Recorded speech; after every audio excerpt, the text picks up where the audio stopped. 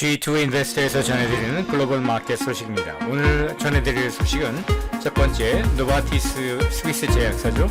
유방암 신약 릴 2017년에 승인을 받았는데 그 신약이 또 새로운 효과를 얻었다고 해서 오늘 주가가 크게 올랐습니다. 두 번째 소식, 사우디 은행장이 사퇴를 했습니다. 사우디 내셔널 뱅크라고, 국립은행이나 중앙은행은 아니고 그냥 이름에 내셔널이 들어갑니다. 크레딧 스위스의 최대 주주이기도 하고 지분을 10% 가지고 있었는데 3월 초에 크레딧 스위스가 어려움에 빠졌을 적에 추가로 자본 지원을 요청했을 적에 단호하게 거절했던 바로 그 인물입니다. 세 번째 소식, 도이치방크가 흔들흔들 했는데 주가가 오늘 반등했습니다. 크레딧 스위스와는 전혀 다른 케이스로 도이치방크는 파산이나 도산 위기에 몰리지 않을 것 같습니다. 네 번째 소식입니다. 실리콘밸리 은행을 인수하기로 결정한 미국 노스캐롤라이나주의 퍼스트 시티즌스 뱅크가 실리콘밸리 은행을 인수하기로 결정을 했습니다. 다섯 번째 소식입니다. 중국의 시노팩이 2022년 실적을 발표했는데 실적이 예상했던 것보다 더 떨어졌고 그에 따라 주가도 오늘 좀 많이 떨어졌습니다. 다음 여섯 번째 소식입니다. 이스라엘의 텔아비브 벤구리온 공항이죠. 그 공항이 일시적으로 폐쇄가 되었습니다. 일곱 번째 소식입니다. 중국의 특히 제조업 기업들의 그 기업 이익이 폭락 수준을 지금 보이고 있습니다. 그래서 중국의 주식시장이나 홍콩 주식시장이나 홍콩의 특히 HS텍이라고 불리는 중국 기업들 비중이 매우 높은 그 증권시장들이 부진을 면치 못하고 있습니다. 여덟 번째 소식입니다. 사우디 아람코가 중국 리아오닝성에 정유설비와 석유화학 공장을 짓기로 결정했습니다. 마지막 소식입니다. 트위터의 소스 코드가 GitHub라는 소프트웨어 개발자들이 공유하는 그 코드를 공유하는 그 웹사이트에 올라가서 트위터가 소송에 들어갔습니다. 자, 그럼 하나씩 짚어드리겠습니다. 노바티스 스위스의 대형 제약기업이죠. BIS 국제결제은행에 위치한 바셀이라는 곳이 원래 스위스에서 이 화학 제약 산업으로 유명한 곳인데 거기에 위치해 있습니다. 그 노바티스 주가가 오늘 크게 올랐습니다. 스위스 미국에도 상장이 되어 있지만은 스위스 증권시장에는 NOVN.SW 이렇게 검색을 하면 나오는데 오늘 6%가 올랐습니다. 왜냐하면 키스칼리라고 이름 지은 유방암 신약이 있어요. 이게 지난 2017년에 미국 FDA 그리고 유럽 EMA라고 불리는 그 유럽 신약 승인 기구에서 승인을 얻었어요 이미. 그리고 영국에서도 2020년에 승인을 얻었는데 이번에 그동안에 쭉 후속 임상 실험을 이제 진행을 한 결과 유방암에 한번 걸렸던 환자가 그 재발을 방지하는 데 있어서 특별히 아주 특효가 있다. 그런 판정을 이번에 새로 받아가지고 그 소식이 알려지면서 노바티스 주가가 크게 올랐습니다. 자, 다음 소식입니다. 사우디 내셔널 뱅크의 은행 그 회장이 암말 알 쿠다이리라는 분인데 여기 사진에 나오는 분이죠. 이분이 사퇴를 결정을 했습니다. 사퇴한 원인은 크레딧 스위스의 지분 10%를 가지고 있는 이 사우디 내셔널 뱅크가 더 이상은 지분 투자를 할 수 없다고 못 박아서 3월 초에 이야기를 하는 바람에 크레딧 스위스가 마지막 희망마저 잃어버리게 되고 결국 UBS에 이제 인수를 당하게 되는 그런 결말로 끝나게 된 것이죠. 그래서 이분 회장으로는 현임 대표이사 사장 사이드 알 감디라는 분이 올라가게 되고요. 또 후임 대표이사 사장에는 탈랄 알 게르지라는 분이 올라가게 되었다고 합니다. 다음 소식입니다. 도이치방크 주가가 오늘 반등을 했습니다. 도이치방크도 크레딧 스위스처럼 비슷한 경우가 되지 않을 것인가 하고 사람들이 많이 걱정을 했는데 크레딧 스위스는 자세히 좀 뜯어보면은 망할만 하는 그런 은행이었습니다. 제가 그 뒤를 좀 자세히 알아봤는데 2014년 15년 그러니까 크레딧 스위스는 지난 2008년 금융위기 때는 스위스 정부에서 한 푼도 지원을 받지 않았어요. 반면에 UBS 은행은 아주 큰 지원을 받아야만 했었죠. 그래서 글로벌 금융위기 당시에 가장 그래도 건전성이 높게 그 위기를 헤쳐나오는 은행이 바로 크레딧 스위스였습니다. 그런데 이 은행이 가만 보니까 자기들도 토자은행 가지고 있는데 미국계 골드만삭스나 모건 스탠리에 비해서 이 토자은행 쪽으로 사업이 시원찮았던 거죠. 이거는 뭐 비단 크레딧 스위스뿐만 아니라 UBS나 지금 여기 나오는 도이치방크도 그러니까 유럽계 대형은행들도 다 미국계 대형은행들처럼 하고 싶은 거예요. JP 모건이나 모건 스탠리나 골드만삭스나 뭐 심지어는 그 메릴 린치를 인수한 뱅크 오브 아메리카 메릴 린치처럼 그렇게 좀 투자은행 부분을 키우고 싶었던 것이죠. 그래서 2014년, 15년 그때부터 크레딧 스위스가 외국인 경영자들을 막 영입을 했습니다. 그 중에서 이제 아프리카 코트디부아르 출신의 아주 그 나라에서 유력한 정치인 가문의 자제로 프랑스에서 성장하고 프랑스에서 이 마크롱 대통령이랑 그랑세골 동문수학을 한 사람인데 영국의 프루덴셜 보험사 사장으로 있던 사람을 은행 경험이 전혀 없던 사람이죠. 프루덴셜 사장 하기 전에는 맥킨지에서 컨설턴트를 했고요.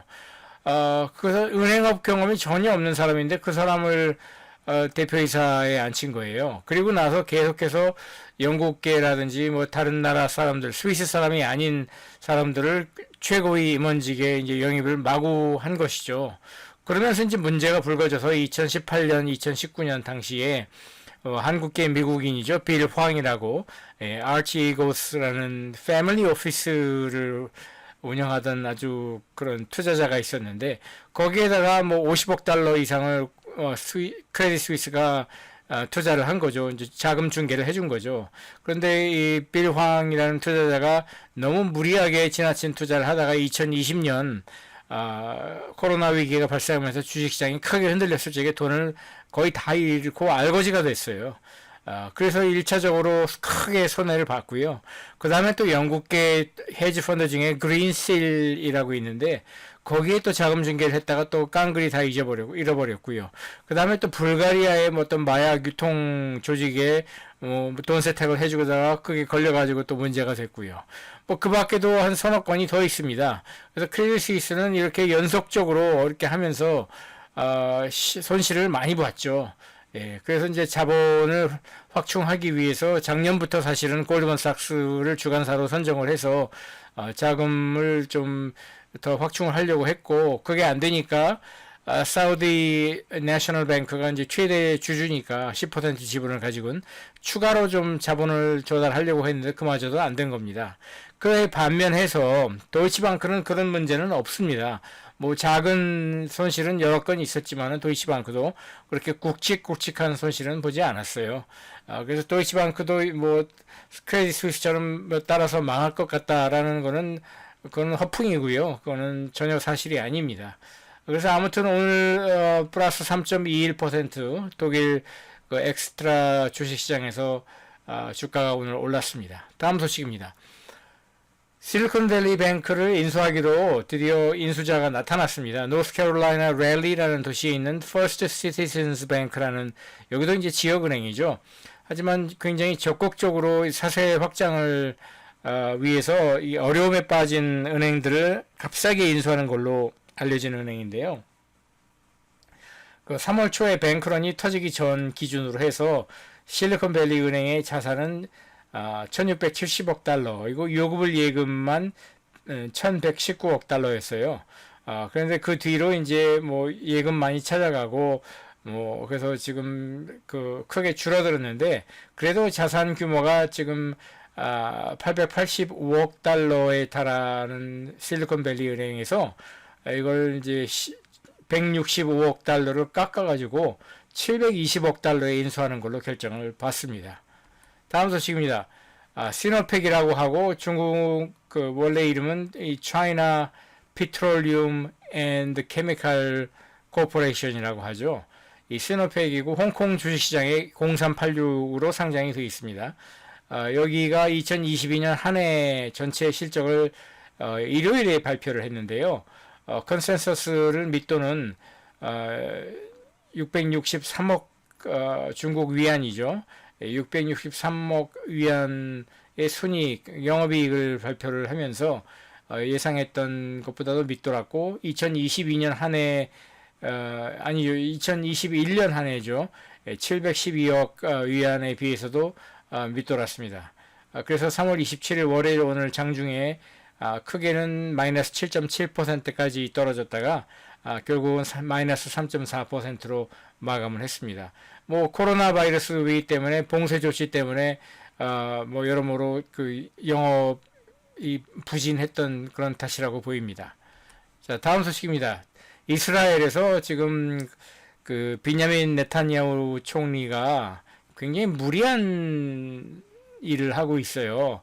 사법부, 거기도 이제 삼권 분립의 그 원칙에 따른 민주주의 나라인데, 사법부의 그 어떤 영향력을 축소시키기 위해서, 의회를 통해서, 거기는 이제 의원 내각제이니까, 의회를 통해서 법안을 통과를 시켜서 사법부를 무력화시키려고 하고 있습니다. 그래서 뭐 연일 요즘 아주 시끄러운데, 텔아비브의 이제 벤구리온 공항에서 이착륙이 중단이 됐습니다. 이미 하늘에 떠다니는, 그러니까 착륙을 하려고 하는 비행기는 내릴 수 있지만 그 밖에 이제 이착륙을 전면 중단하게 됐고, 그 배경에는 공항의 노동조합이 파업을 선언을 한 거고, 파업을 선언한 배경은 역시 이제 네타냐후 총리의 무리한 권력 강화 조치 때문이라고 합니다. 다음 소식입니다.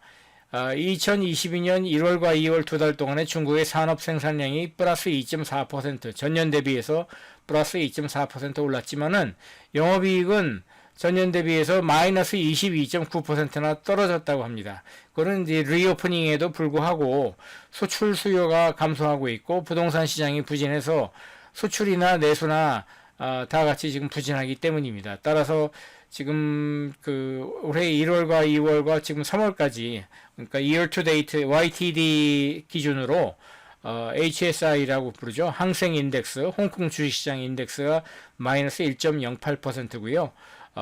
홍콩 주식시장에서도 테크놀로지 섹터만 골라서 모은 지수가 HS텍이라고 있는데 그것도 마이너스 2.82%. 이 지수는 특히 중국 본토 기업들이 아주 많이 포진해 있죠. 그 다음에 중국의 상하이와 션전 양대 시장을 합해서 지수를 매기는 게 CSI 300이라고 중국 주식시장을 대표하는 지수가 있는데 그것도 지금 연초 대비해서 마이너스 0.36%입니다. 한국에서도 보면은 저희 그 G2 인베스터에서도 2021년 3월에 그 중국 전기차 ETF, 한국의 미래에셋에서 파는 ETF 상품이죠. 거기에다가 투자를 했는데 지금 뭐 원금도 까먹고 지금 마이너스라서 지금 이걸 어떻게 해야 되나 지금 고민을 하고 있는데 그 다 이유가 있었습니다. 예, 중국의 리오프닝에도 불구하고 또 어제 제가 이것만 또 별도로 동영상을 만들어서 올렸는데 중국의 리오프닝이 그렇게 약발이 아직까지는 나타나지 않고 있지만 저의 생각은 그 올 하반기부터는 그래도 중국 경제가 되살아날 수 있지 않을까 하는 게 뭐 저의 희망 섞인 바람입니다. 마침 뭐 IMF 같은 경우도 올해 중국 경제 성장률을 플러스 5.2%로 했고요. 중국 정부도, 중국 공산당도 5% 안팎의 성장률을 하겠다고 했으니까 물론 작년 3%에 이어서 올해 5%를 할 수 있지 않을까, 그게 저의 생각입니다. 다음 소식입니다. 사우디아라비아의 국영 석유 회사죠.